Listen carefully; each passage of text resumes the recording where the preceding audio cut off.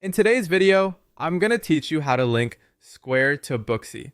To get started, open your web browser and head over to Booksy. Once you're there, sign into your Booksy account using your business login details. After you've logged in, you'll be taken to your dashboard, which is where you can manage your account settings and connected tools.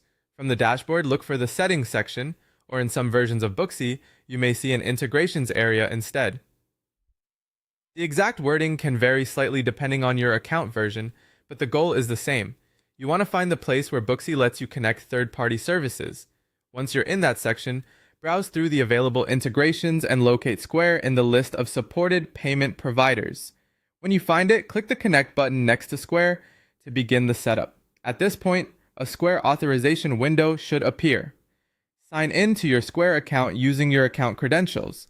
Make sure you're signing into the correct Square account, especially if you manage more than one business profile, since linking the wrong one can create confusion later when payments begin syncing. After signing in, Square will show you a permissions screen. Take a moment to review what Booksy is requesting access to. This step is important because it explains how the two platforms will work together. When you're ready, click Allow or Authorize to approve the connection. Once that's done, you should be redirected back to Booksy automatically. Back in your integration settings, confirm that Square now appears as connected. This is your first sign that the link was completed successfully. Next, configure your payment preferences. This is where you decide how Square will function inside Booksy. For example, you may want to accept online payments, take deposits for appointments, process payments tied to bookings, or manage transaction activity more smoothly between the two platforms. Choose the options that best match how your business operates.